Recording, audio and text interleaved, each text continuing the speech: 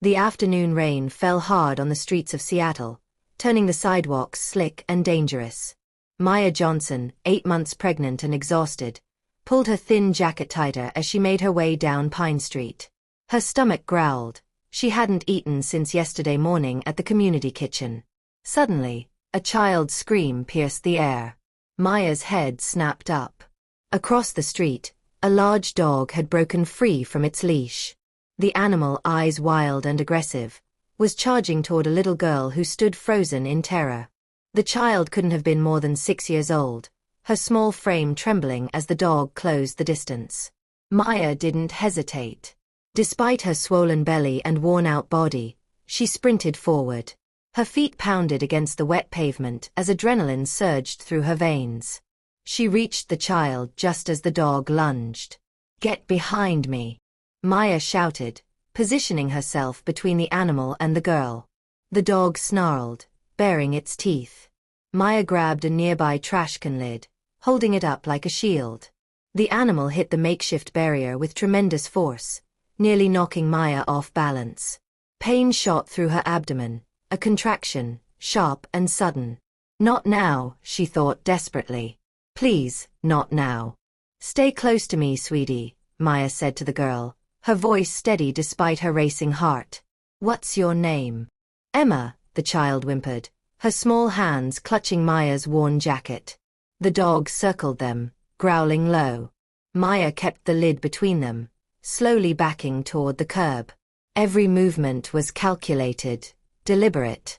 She'd grown up around animals on her grandmother's farm. She knew that panic would only make things worse. "Someone help!" a voice called from nearby. A man ran forward with a belt, and together they managed to secure the dog. As the animal was pulled away, Maya's legs gave out.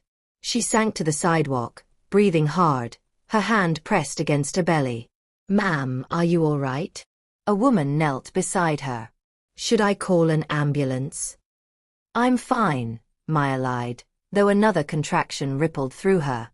"Just need a moment." Emma's small voice broke through. "Thank you for saving me." Maya managed a weak smile. "You're very welcome, honey. Are you hurt?" Before Emma could answer, a luxury car screeched to a halt at the curb. A tall man in an expensive suit jumped out, his face pale with fear. He ran to Emma, dropping to his knees.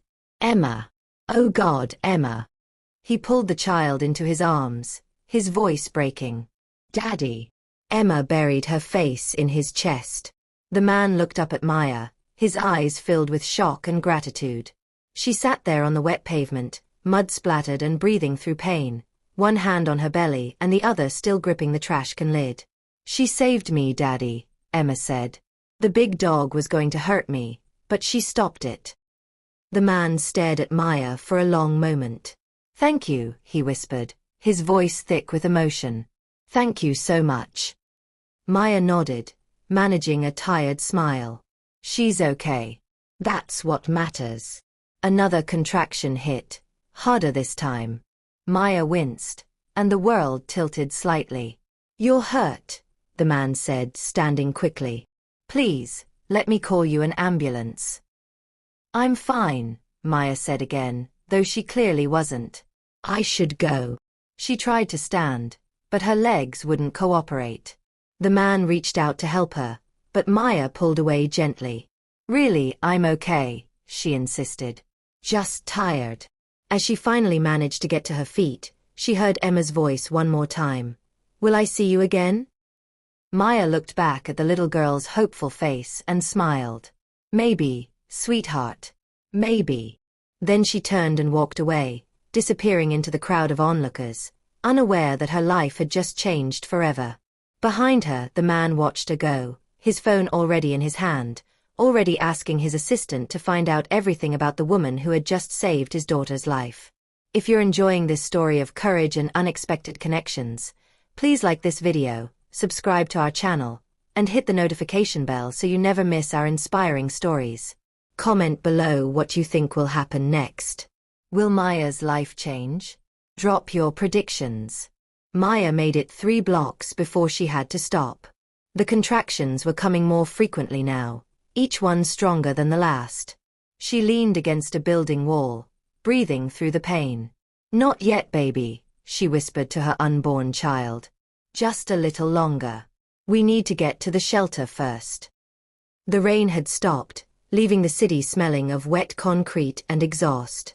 Maya straightened up and continued walking, each step deliberate. The Morrison Street shelter was still 2 miles away, but she had nowhere else to go. Her mind drifted back to the incident. That little girl's terrified face. The father's expensive suit and obvious wealth.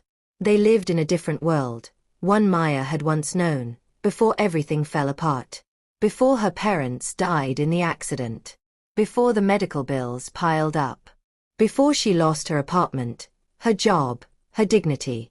Now here she was, 8 months pregnant and homeless, surviving day by day on the streets of Seattle. She touched her belly gently. "But we'll be okay," she murmured. "Somehow, we'll be okay." As she rounded the corner near the waterfront, a black car pulled up beside her. The window rolled down, and Maya's breath caught. It was the man from earlier, Emma's father. "Please," he said, his voice urgent but gentle. "I've been looking for you. My name is David Chen. You saved my daughter, and I need to thank you properly." Maya shook her head. "You don't owe me anything.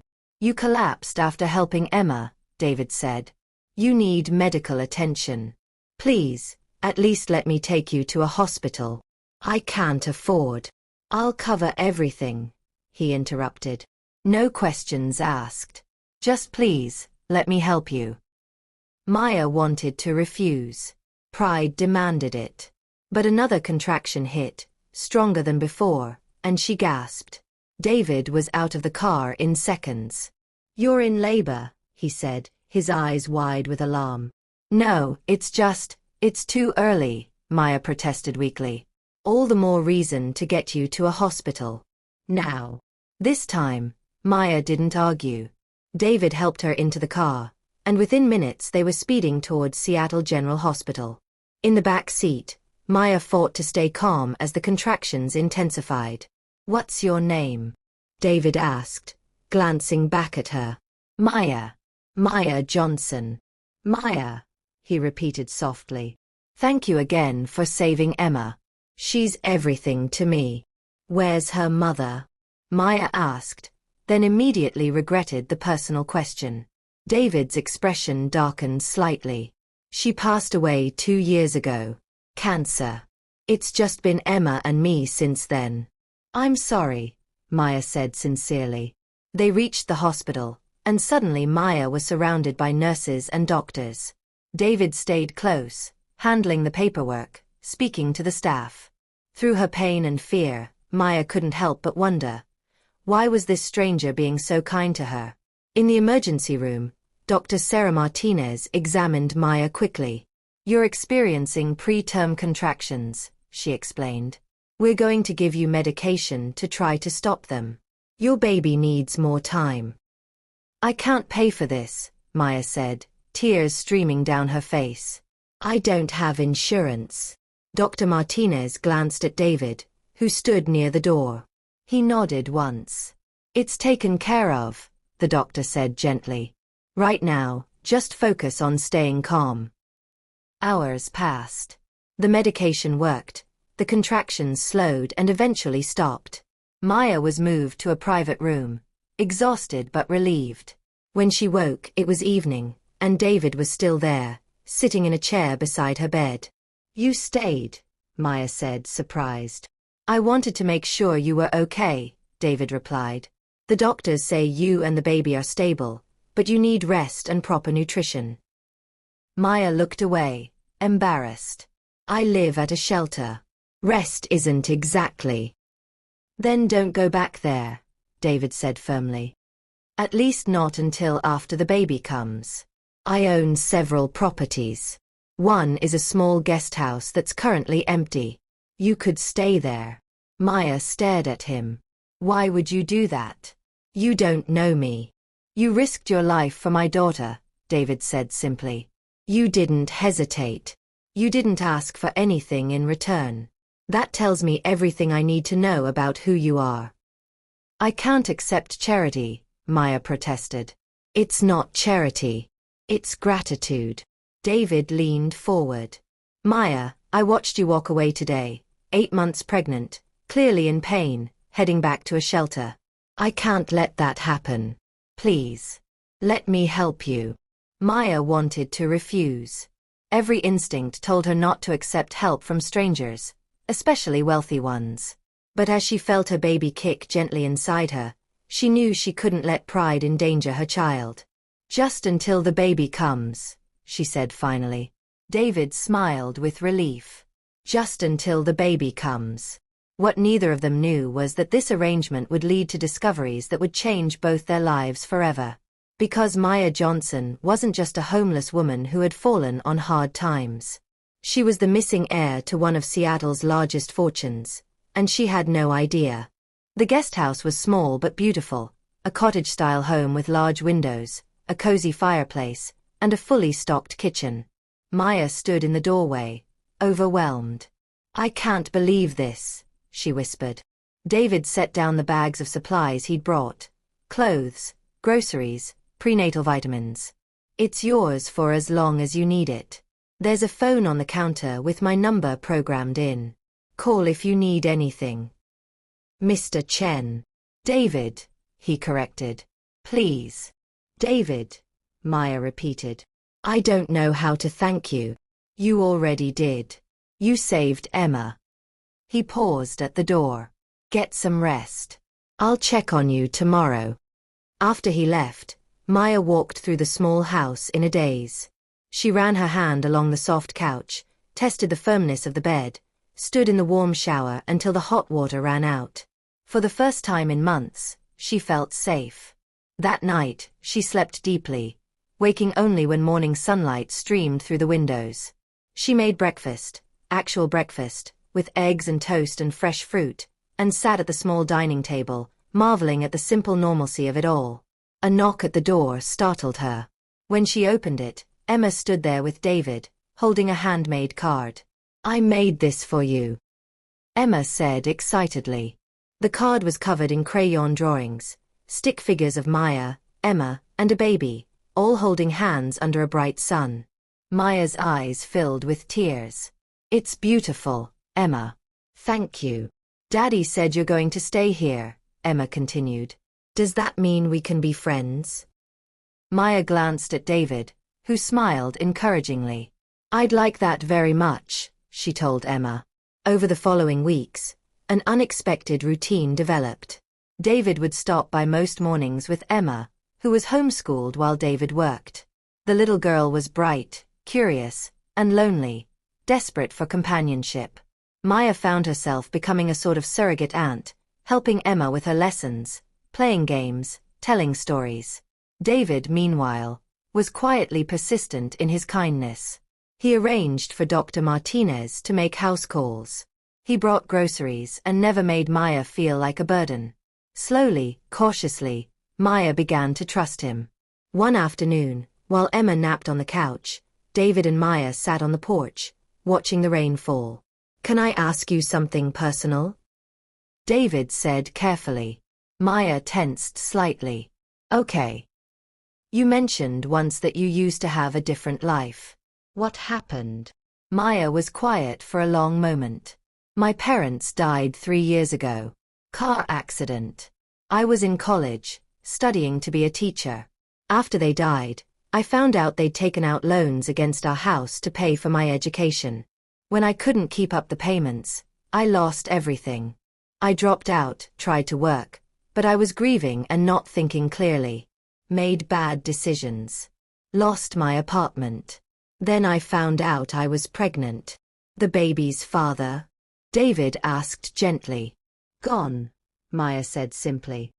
He didn't want the responsibility. David was quiet, processing. I'm sorry you went through that. It's not your burden to carry, Maya said. Maybe not. But I'd like to help anyway. David turned to face her. My company is looking for an administrative assistant. The work can be done partially from home. If you're interested, The job is yours after the baby comes. Maya blinked. You're offering me a job?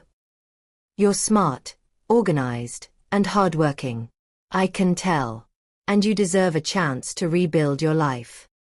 David, I can't keep accepting. Then don't accept. Earn it. Prove me right about you.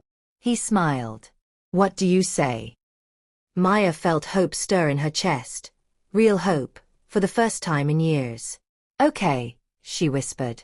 Yes. Thank you. What Maya didn't know was that David had been doing research. He'd had his lawyer run a background check, not to investigate her, but to help her. And what they'd discovered had shocked them both. Maya Johnson's maiden name was Maya Thornton. Her parents were Richard and Catherine Thornton, and they had been the sole heirs to the Thornton Industries fortune, one of Seattle's oldest and most valuable manufacturing companies. When her parents died, the estate had been frozen in probate, waiting for Maya to claim it. But she'd been so consumed by grief and survival that she'd never followed up on the legal paperwork. The company's board had been searching for her for 3 years. Maya Johnson wasn't just a homeless pregnant woman. She was worth over $50 million. And David Chen knew he had to find the right way to tell her. David Chen sat in his office, staring at the folder on his desk. Inside was everything his lawyer had uncovered about Maya's inheritance. He'd been carrying this secret for 2 weeks now, unsure how to tell her. How do you tell someone their entire life could change with a signature? His assistant, Jennifer, knocked and entered. The attorney from Thornton Industries is here, Mr. Chen. Should I send him in? David nodded. Marcus Webb, a distinguished man in his 60s, entered carrying a briefcase. Mr. Chen, thank you for meeting with me, Marcus said, shaking his hand. I understand you've located Maya Thornton? Maya Johnson, David corrected. She doesn't use her maiden name anymore. Has she been informed about the estate? Not yet, David admitted. She's 8 months pregnant and has been through tremendous hardship. I want to make sure this doesn't overwhelm her. Marcus sat down, his expression sympathetic. I understand your concern, but Mr. Chen, we've been searching for her for 3 years. The company is in a holding pattern. Her parents' will was very specific. Everything goes to Maya. But without her signature, we can't move forward. What if she doesn't want it? David asked. That's her choice to make, Marcus replied. But she deserves to know the truth. That evening, David asked Maya to have dinner with him. Emma was with David's mother for the night, so it would be just the two of them. Maya agreed, though she seemed nervous. They met at a quiet restaurant downtown. Maya wore one of the maternity dresses David had bought her, looking more confident than she had weeks ago. The change in her was remarkable. Proper food, rest, and safety had transformed her. You look wonderful, David said sincerely. Maya blushed. I feel human again. It's strange. They ordered food, made small talk, but David could tell Maya sensed something was wrong. Finally, as their meals arrived, she set down her fork and looked at him directly. What's going on, David? You've been acting strange all day. David took a deep breath. I need to tell you something. It's going to sound impossible, but I need you to hear me out. Maya's face grew concerned. You're scaring me. Don't be scared. This is good news. I think. David pulled out the folder and handed it to her. Do you remember your parents' business? What they did for a living?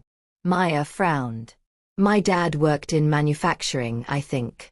Some family company. But when they died, I was told there was nothing left, just debts. That's not true, David said gently. Your parents owned Thornton Industries. It's one of the largest manufacturing companies in the Pacific Northwest. And Maya, you're the sole heir. Maya stared at him, uncomprehending. What? Your parents left everything to you. The company, their properties, investments. It's all been waiting for you. That's impossible, Maya whispered. If that were true, someone would have told me. Someone would have found me. They tried, David said. But you changed your name, moved, lost contact with everyone you knew. The estate lawyers have been searching for you for 3 years. Maya opened the folder with trembling hands. Inside were legal documents, bank statements, property deeds. The numbers made her dizzy. This says $53 million. That's the liquid assets, David said quietly. The company's value is much higher. Maya pushed away from the table, her breath coming fast. I can't. This can't be real. David moved to her side quickly. Breathe, Maya. Just breathe. Why didn't anyone tell me? Maya's voice broke. I've been homeless. Starving. I've slept on streets and eaten from trash cans. And all this time, I was rich, David finished softly. Yes. Maya started to cry, deep, wrenching sobs that came from 3 years of pain, fear, and struggle. David held her gently as she wept, letting her release everything she'd been holding inside. When she finally calmed down, she looked at him with red, swollen eyes. How long have you known? 2 weeks, David admitted. I wanted to tell you immediately, but I was afraid it would be too much stress for you and the baby. 2 weeks, Maya repeated. She pulled away from him. You've been lying to me for 2 weeks. I was trying to protect you. I don't need protection. Maya stood up, her hands shaking. I needed the truth. How dare you keep this from me? Maya, please. No. She grabbed her purse. I need to think. I need to be alone. She walked out of the restaurant, leaving David sitting there, the folder still open on the table. He'd known this could go wrong, but he'd hoped she would understand. Outside, Maya walked aimlessly through the rainy Seattle streets, her mind spinning. $50 million. A company. Properties. Everything she'd dreamed of having again, just to survive. And all this time, it had been waiting for her. She found herself at Kerry Park, overlooking the city lights. She stood there for a long time, one hand on her belly, trying to process everything. Her baby kicked, hard. I know, Maya whispered. I know it's a lot. But maybe this is our second chance. Maya didn't sleep that night. She sat in the guest house, surrounded by the legal documents David had given her, trying to understand what her life had just become. At dawn, there was a knock at the door. When she opened it, she found Emma standing there alone, holding a small bouquet of wildflowers. Daddy's sad, Emma said simply. Are you mad at him? Maya's heart melted. She knelt down, awkwardly, given her belly, and took the flowers. I'm not mad, sweetie. I'm just confused. Confused is better than mad, Emma said wisely. Confused means you're thinking. Maya couldn't help but smile. You're very smart, you know that? Daddy says I get it from Mommy. Emma paused. Are you going to leave? The question caught Maya off guard. Why would you think that? Because everyone leaves, Emma said quietly. Mommy left. Daddy says she didn't want to, but she still did. And now you're going to leave too. Maya pulled the little girl into a hug. Oh, Emma. I'm not going anywhere. I promise. When she looked up, David was standing at the gate, watching them with an expression of such hope and pain that Maya's anger finally cracked. Emma, sweetie, can you go pick some more flowers from the garden? Maya asked gently. Emma nodded and skipped away. David approached slowly. I'm sorry, he said. I should have told you immediately. I was wrong. Maya stood up. Yes, you were wrong. But I understand why you did it. She gestured for him to come inside. We need to talk. They sat in the small living room, and Maya finally spoke the words that had been circling in her mind all night. I want to claim my inheritance, she said. I want to take control of Thornton Industries. But I have no idea what I'm doing, and I'm going to need help. David nodded. Marcus Webb is an excellent attorney. He can guide you through everything. That's not the kind of help I mean. Maya looked at him directly. I want you to help me, David. You're a successful businessman. You understand this world. I trust you. After I kept this from you? Because you kept it from me, Maya corrected. You were trying to protect me, even if you went about it the wrong way. That means something. Over the following weeks, Maya's life transformed in ways she'd never imagined. Marcus Webb helped her navigate the legal complexities of claiming her inheritance. David taught her about running a company, introduced her to key people in Seattle's business community, and stood by her side as she took her first tentative steps into her new role. The media discovered her story, from homeless to heiress, the remarkable return of Maya Thornton, and suddenly Maya was everywhere. But she used her platform carefully, starting a foundation to help homeless pregnant women, speaking about her experiences, and working to change policies that had failed her. 3 weeks before her due date, Maya held her first board meeting as the new CEO of Thornton Industries. She was terrified but determined, laying out her vision for the company's future: ethical manufacturing, employee welfare programs, community investment. The board was skeptical at first, but David had coached her well. By the end of the meeting, she'd won over even the most doubtful members. That night, as she left the office building, David was waiting for her. You were incredible, he said, genuine admiration in his voice. I was terrified, Maya admitted. Doesn't matter. You still did it. He paused. Can I tell you something? Always. When I first met you, I saw someone who refused to give up, even when everything was against them.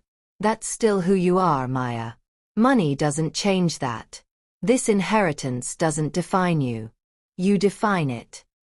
Maya felt tears prick her eyes. Thank you, David. For everything. For seeing me when I was invisible. You were never invisible, he said softly. 2 weeks later, Maya went into labor. Real labor this time. David and Emma were by her side throughout, along with Dr. Martinez. After 12 hours of intense labor, Maya gave birth to a healthy baby girl. She's perfect, Maya whispered, holding her daughter for the first time. What will you name her? David asked, standing beside the bed with Emma. Maya looked at the faces around her, this makeshift family that had formed from an act of courage on a rainy street. Hope. Her name is Hope. Emma clapped her hands. That's a beautiful name. As Maya gazed down at her daughter, she thought about the journey that had led her here. From homeless and afraid to a CEO and mother, surrounded by people who loved her. She'd saved a little girl from a dog attack, never knowing it would save her own life in return. 6 months later, Maya stood in the offices of Thornton Industries, looking out over the Seattle skyline. Hope was with a nanny downstairs, and Maya had just finished a successful negotiation with their biggest client. David knocked on her open office door. Got a minute? For you. Always. He entered, Emma bouncing beside him. We have something to ask you. Maya raised an eyebrow. Should I be worried? Emma giggled. Daddy wants to know if you'll have dinner with us. Like, a fancy dinner. Emma. David laughed, his cheeks reddening. That's not how we practice this. Maya's heart skipped. Is this a date? David said, meeting her eyes. A real one. If you're interested. Maya thought about the man who had saved her, helped her, stood by her through everything. The man who had become her closest friend. I'm interested, she said softly. Emma squealed with joy, and David's face broke into the biggest smile Maya had ever seen. That evening, as Maya prepared for her first real date in years, she looked at herself in the mirror. She'd come so far from that rainy day when she'd thrown herself between a dog and a terrified child. She'd found her inheritance, yes. But more importantly, she'd found her strength, her purpose, and perhaps even love. Sometimes, she thought, the greatest fortune isn't money. It's the courage to protect someone else, even when you have nothing left to give. And everything good that follows from that single moment of bravery. Thank you for joining us on Maya's incredible journey from homelessness to hope. If this story inspired you, please like this video, subscribe to our channel for more uplifting stories, and share this with someone who needs to hear it. Comment below. What was your favorite moment from Maya's story? We read every comment and love hearing from you. Hit that notification bell so you never miss our next amazing story. Until next time, remember, every act of courage, no matter how small, can change a life forever.